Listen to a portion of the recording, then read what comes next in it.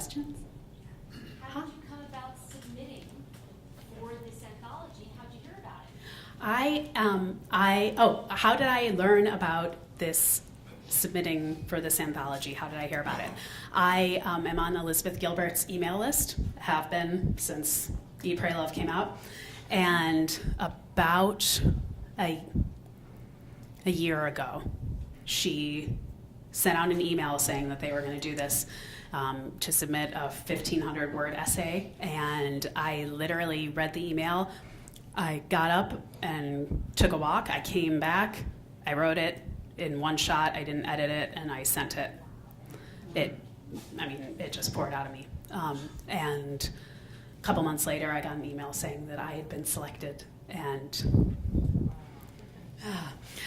soon after, Elizabeth Gilbert came and spoke, and a few of us went, and I took her a copy of it and thanked her in person and gave her the copy of my essay. So, what was it? Yes. Is Eat, Pray, Love a series of books? No. Eat, Pray, Love is one book by Elizabeth Gilbert. They turned that book into a movie starring Julia Roberts.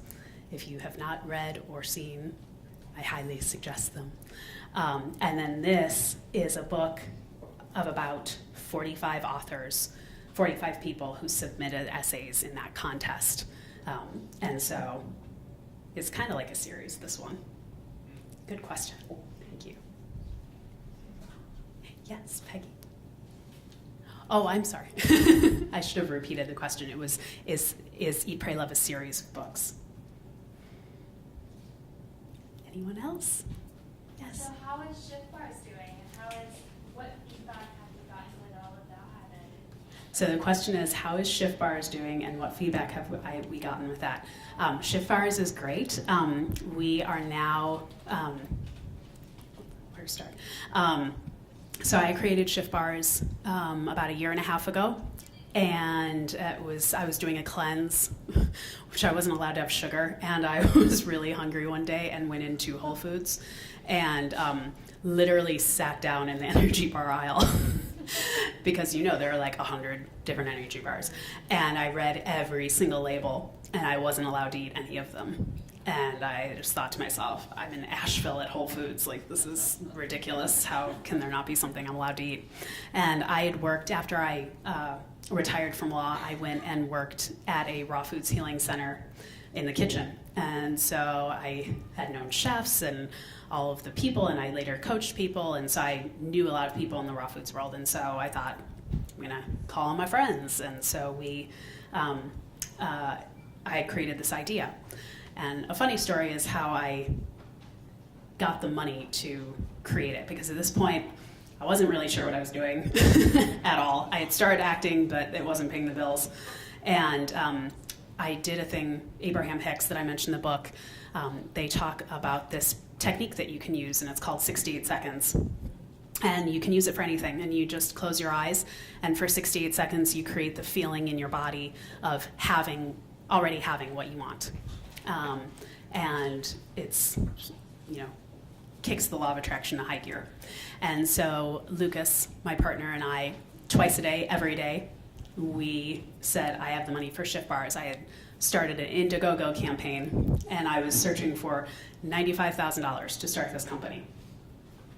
And probably like the third week, I'm checking everything, and there's about $1,800. And I don't know how I'm paying rent, honestly, the next month.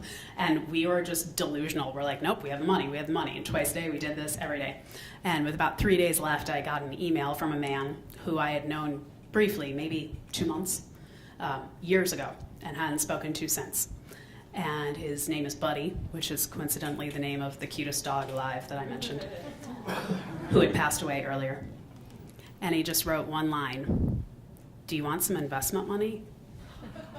And he gave me $95,000. So with that, I started the company, and about 6 months ago, attracted this team, and I still don't know how I did it really. We have on board the former CEO, CFO, and VP of sales from Balance Bar, which they sold for $280 million. And they're my team. And so we are in the midst of raising our big capital push, and I believe we're going to New York later in the month to do like a Shark Tank kind of thing. But yeah, we are all ready to go, and hopefully by back to school time we will have Shift Bars for sale. That's amazing. But we'd also like to hear about your acting. Yes, we'd also like to know about my acting career. First of all, I want to give a big shout out to all of the SACtors in the room. You guys, I love you. SACtor stands for Screen Artists Co-op, and it is a co-op here in Asheville that started about 4 years ago. Again, when I moved here, I fiddled around. I did the Asheville like 5 jobs at a time, trying to make ends meet, and I was really unhappy. I had put on a bunch of weight. I just wasn't in a good place, and I finally asked myself, what will I regret on my deathbed if I don't do? And the answer was acting. I always wanted to be an actor, but I was raised in a very kind of traditional, Midwestern working family of you put in your 40 years, get your gold watch, and then you do what you want to do.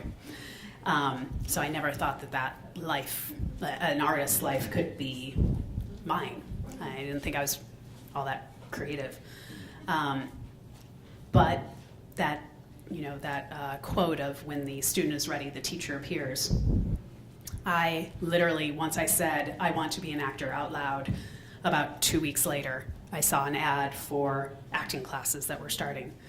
And that's when I met a man named John Menick, who many of you know, who is my mentor and honestly father figure, and just one of the most giving, talented men on the planet.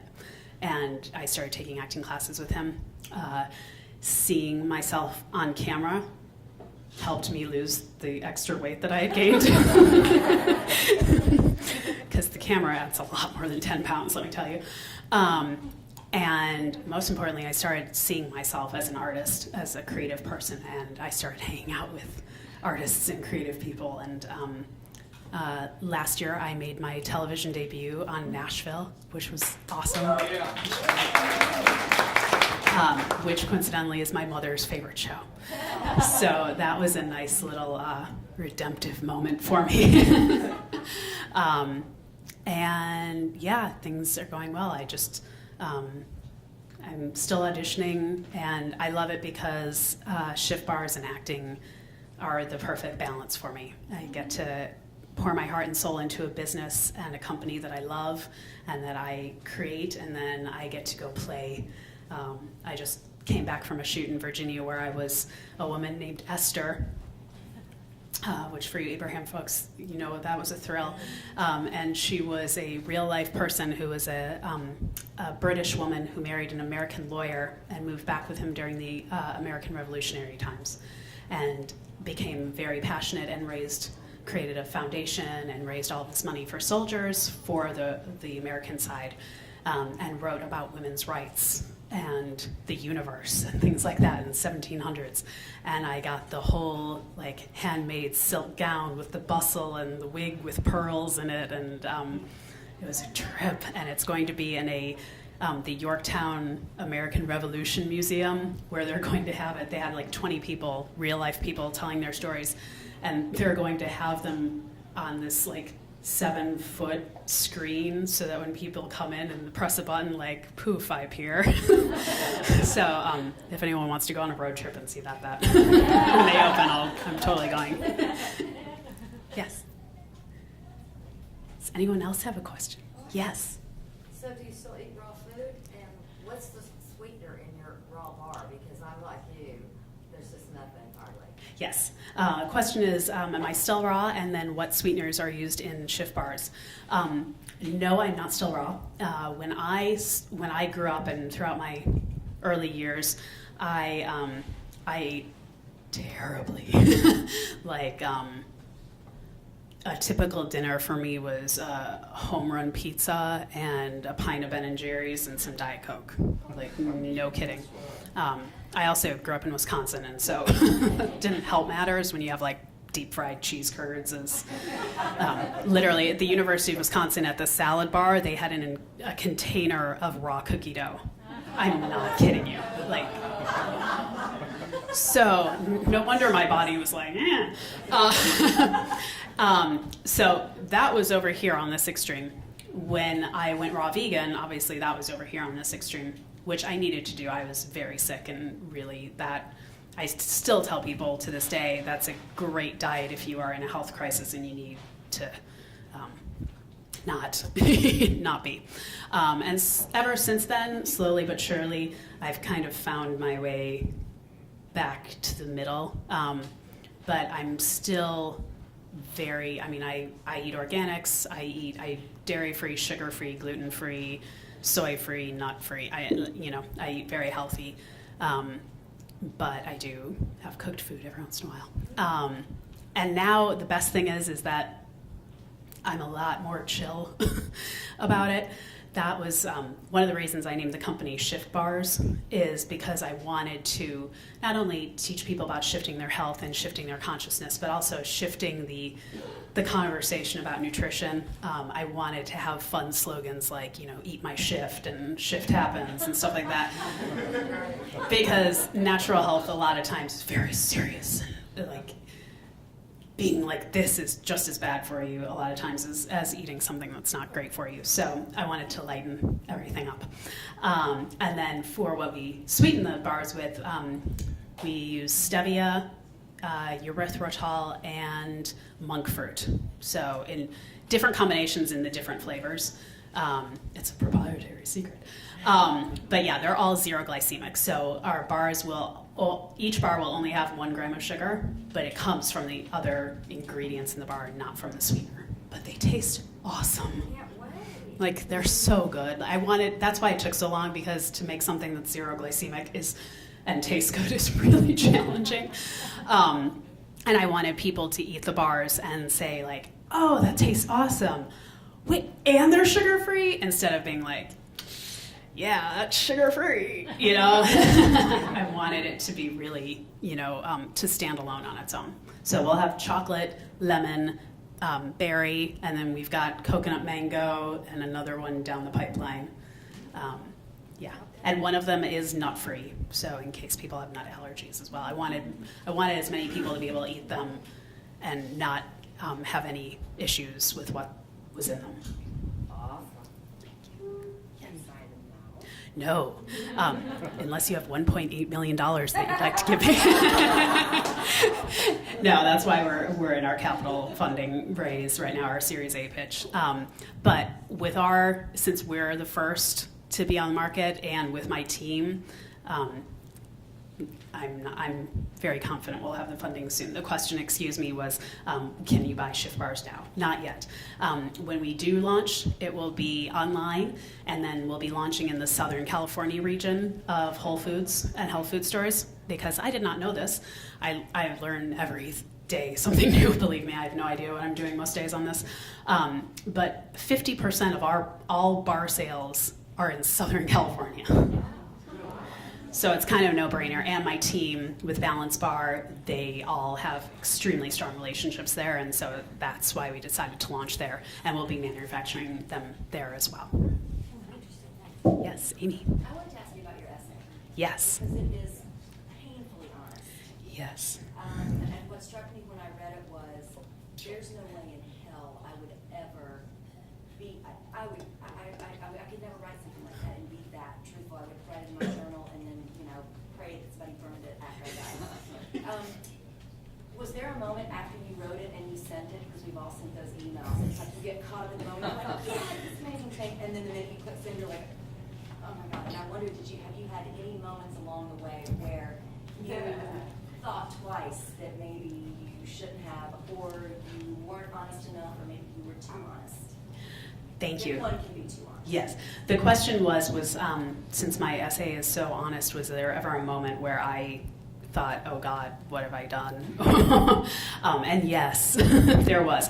When I sent the essay, I just, like I said, I wrote it. It probably took me 10 minutes, and I said, hit send, and I didn't think about it.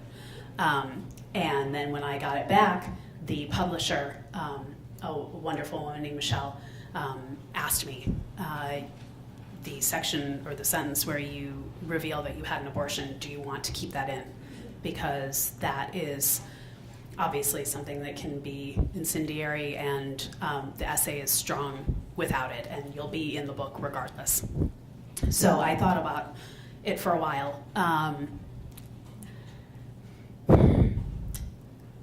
When I met my current partner, his name is Lucas,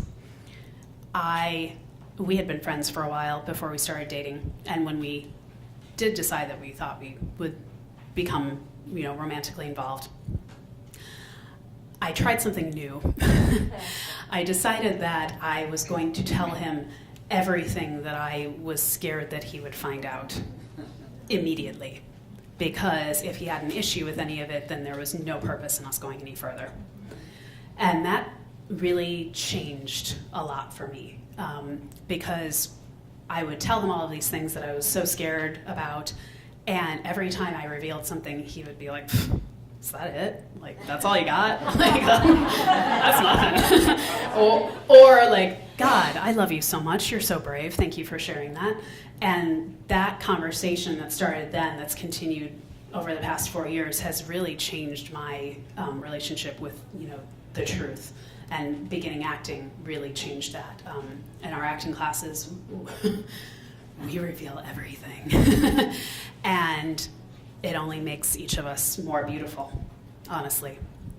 And so when she asked me if I wanted to reveal that, I had two reactions. One, I wanted to leave it in. The reason being is I see myself being a public figure in some capacity or another, whether that's through shift bars or acting. And I want that because I want to be able to speak freely about things that I'm passionate about. And one of the things that I am passionate about is a woman's right to choose. And I volunteered at Planned Parenthood during law school. I've always been very passionate about that. And one aspect of that conversation that I don't think gets talked about a lot is women who are married, who choose to terminate a pregnancy. It's usually more, women who are younger. I think this image that we have in our minds is women who are younger, unwed, in trouble, things like that. And I'm just a firm believer, and I know some may disagree with that, but my opinion, it's a woman's right to choose, and I don't care what position she's in. If at the time she becomes pregnant, that's not what she wants, then she should have the right to do what she needs to do.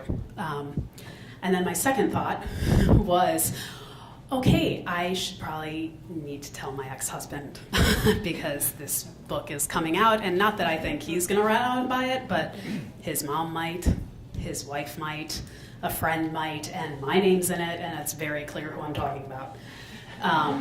And so I sent emails to him and to my parents. My mom knew. I told her after the fact what had happened. My dad did not. And my mom, God bless her, she is of the opinion that, dirty laundry should not be aired. And so I knew that there was a potential of those three people having an issue with it. I sent the email after an acting class where our teacher had literally, I'm sitting in the class, this had just came out, I had just gotten my advanced copy, and then my acting teacher was like, yeah, your assignment for this week is to tell someone something that you've been hesitating. And I was like, fine. So I emailed them, which was scarier than writing an essay, by far. And I simply wrote, this is happening. They're already published. Like, there's no changing what's going to happen. But I wanted you to know. I wanted you to hear it from me. And if you want to talk about it, great. And if you don't, that's fine too. I just wanted to let you know. My ex-husband emailed shortly after and said, I can't deal with this right now. My father passed away last week. And my parents never responded. And we've had several conversations after, like nothing ever, like I never sent an email, which is fine. And my ex-husband has still not responded, and I don't think he will. I think for all three of them, hopefully my feeling is that they realize this is ancient history and, live in the now and focus on what you're doing now. But it was interesting for years. I mean, I got divorced 7-8 years ago, and have been freaking out about that day for all of those years. But when I wrote it, and when she asked me, and I really got clear of like, no, I want to do this, then when I emailed the people I was scared to email, I didn't even have to have a conversation about it. Like, it just kind of was like, it wasn't an issue for me anymore, so it wasn't an issue for them. And that's how I choose to see it. Wow. Actually, I have two questions. First, how did you feel? What was the moment like when you found out that you were going to be in this? And related to that is when you sent it in, did you just let it go? Did you have a sense of like, it wasn't about getting it in the book, it was about writing it and letting it go? Yeah, so the two questions were how was I feeling when I found out I was going to be in the book, and then also once I sent it in, was I checking in, or did I let it go? I'll answer your second question first. When I wrote it and sent it in, I really did let it go. I just felt very peaceful and confident about it. It was just, I'm sure you all have moments in your life where you're just like, yep, I got that. I just did. And I wouldn't have been upset if I didn't, but how it all happened and how easy it was to write and how quickly it all happened, it was just one of those moments when I was in the flow and it felt great. So I was pretty unattached to it. It's kind of like, it is exactly like auditioning. The first couple auditions I did, I was like, did I get it? Did I get it? Did I get it? Did you hear anything? Feedback? And now it's like you just do it, and the joy is in the doing it because it's a day I get to act, and then you let it go. And if something comes up, great. With Devious Maids, a show that I did, I actually found out that I booked that role when I was dog sitting at your house. I celebrated with Roxy and Phoebe and Chiquita, and but I had done that audition a couple months ago. So I mean, usually when John and Jesse call me and say you booked something, I'm like, which one? And then they'll tell me, and I'm like, what was that one again? Like, I don't even remember. And then your second question of when I found out about it, I was actually in a business meeting for Shift Bars over at the Chamber of Commerce, and I was at a seminar of how to fund your company. And I had my phone, and I checked, and I got the email, and I literally, my partner, looked over at me, because I was, bouncing in my chair, and I was so excited, and it made that subject infinitely more interesting because now I was excited about it. So yeah, that was a great day because I've never read a book that changed my life like this. I love reading. I read books all the time, but this by far is the most influential book of my life. So to be a part of this, to be 1 degree separated from Elizabeth Gilbert, that's a dream of mine. Yes. I'm curious whether there was a part in that book that created the trigger that moved you to your next step in your life. Yes, the question was if there was a specific part in Eat, Pray, Love that was the trigger. Yes, the beginning book, or the beginning of the book, like I said, page 10, I think it is. At this point, she's married. They live in a big house. They got lots of money. They got great careers. He can't wait to have kids. And she literally finds herself night after night going into the bathroom and getting down on her knees and praying, even though she's never prayed before, to say, what am I going to do? And she kept going and going and not getting any answers. And finally it just came to her I don't want to be married anymore. I don't want to have children anymore. And for someone just to say that out loud, that was not something I was accustomed to hearing. I didn't think that was possible. I am the first divorce in my entire family. Which you can tell how well that went over Irish Catholics. Yeah, no. Since then, I think 4 of my cousins and my sister have followed, so I set the trend. But yeah, it was honestly something, like I said before, where I just never. I would watch TV and movies a lot, and travel shows, and see all of these creative people living these adventurous lives, and I just always thought, that's so awesome. That's just not for me.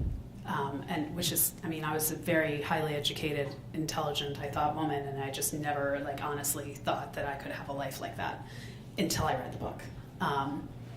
And then reading the whole book and just seeing where it went. I mean, obviously, like, you know, she finds the love of her life at the end, so that was a nice little enticement. But yeah, it was that beginning part of the book where I felt understood by someone. Yes, Mike? What's your passion, your deepest heart's desire? The question is, what is my passion, my deepest heart's desire? That's a great question. I go to the Center for Spiritual Living over in West Asheville. That's another family of mine. I love them. And it's a science of mind center, so it's basically teaching people your thoughts create your reality, and you know, if you think happy thoughts, your life is good, and if you don't, it's not. It's a little more into anyway. And I went there, and when I went to a class, and they asked me to write down your purpose, and they said, you know, the ministers there, they said, you know, I don't want sentences, I don't want paragraphs, I want like a word, like, what is your purpose? And I sat there, and the only word that came to me, I mean, it was just like, blah, blah, blah, blah, was inspire. And that stuck with me. I truly live my life in a way that I hope inspires other people to do whatever it is that they want to do.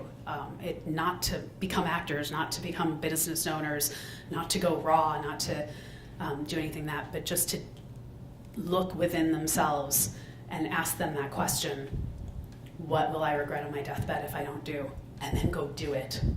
Because what I've really learned is that when you take a step, the next step appears. Like, you're never going to have your whole path laid out in front of you. It is just taking that first step, and then taking the step after that, and then you keep going, and then suddenly you're at your dream, and suddenly you're, you know, on the TV screen, and that's really bizarre because that's you talking there, you know.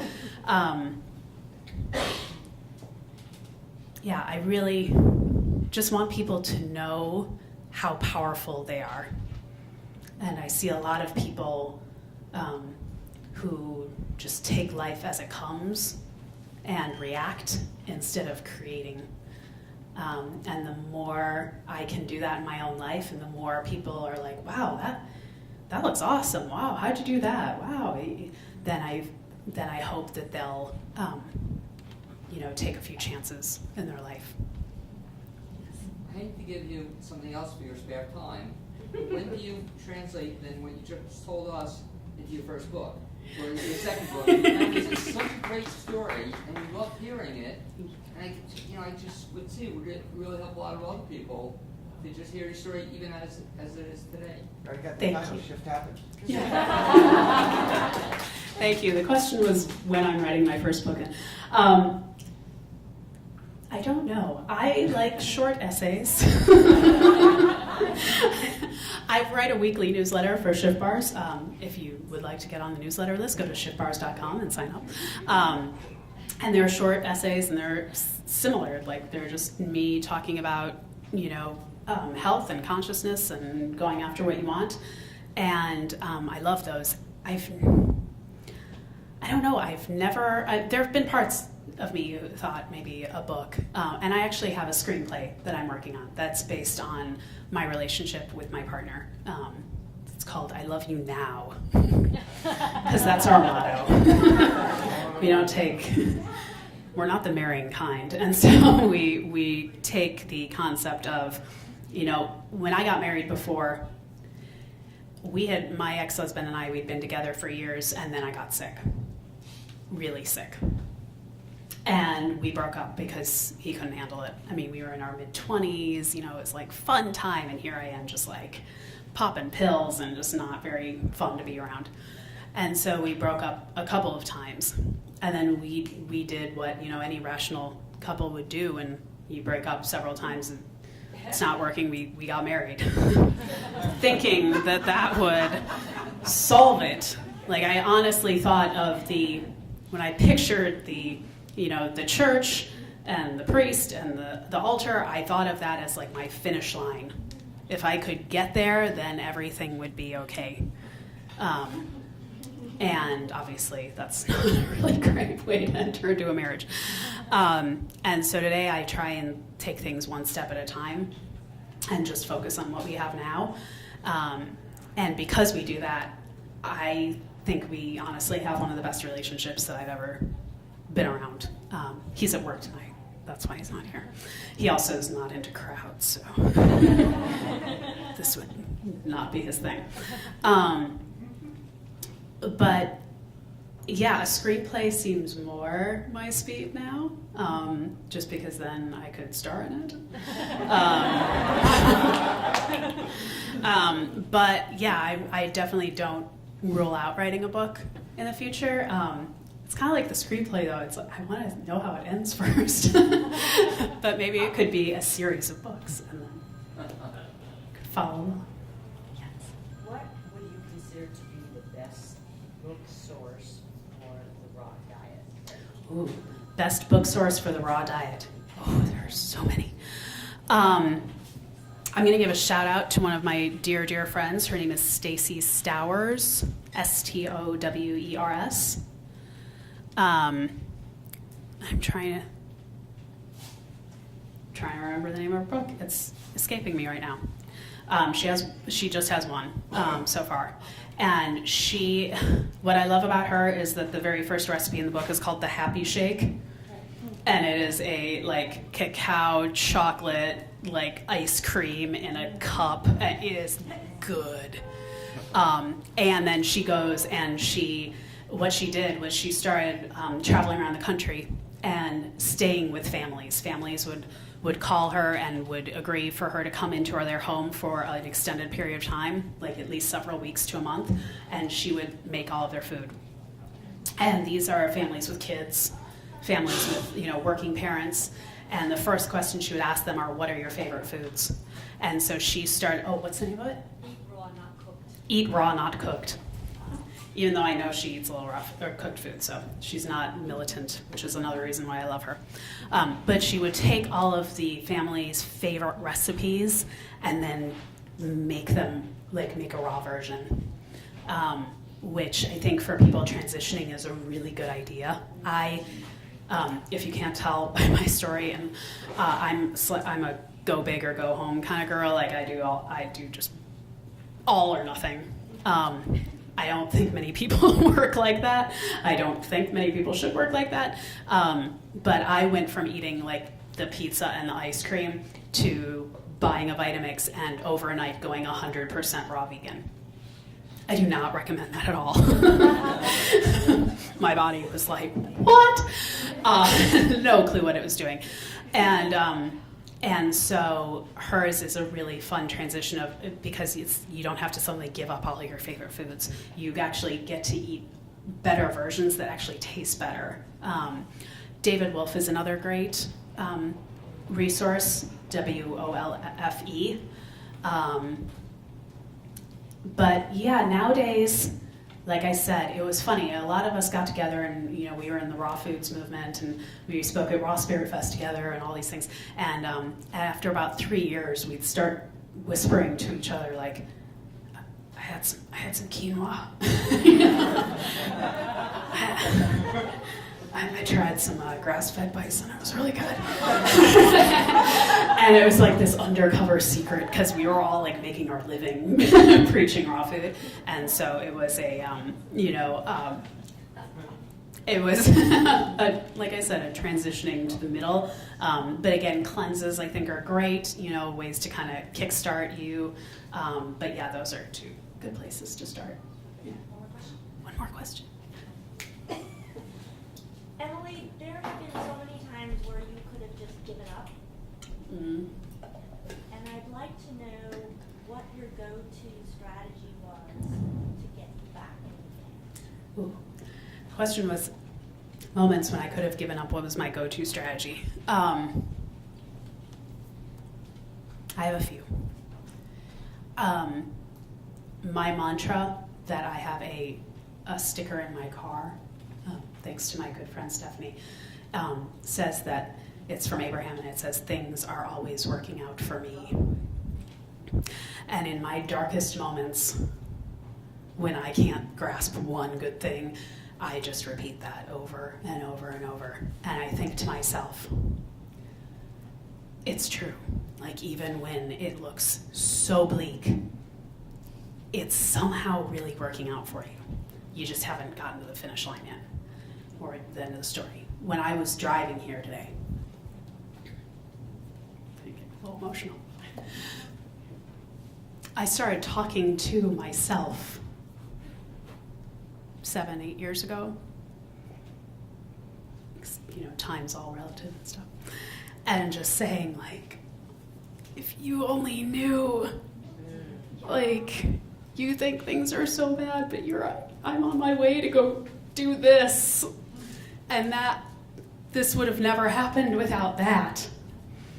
And then my friends, the people in my life, are just the most incredibly supportive and positive and life-affirming people, and I am beyond blessed that I have more than I can even count on my hands that I could call at a moment's notice, and they would listen, and they would not try and fix, and they would not go, "Oh, you poor thing." They would just see me in my highest light and knowing that things were always working out for me. And that's what I do. And dogs.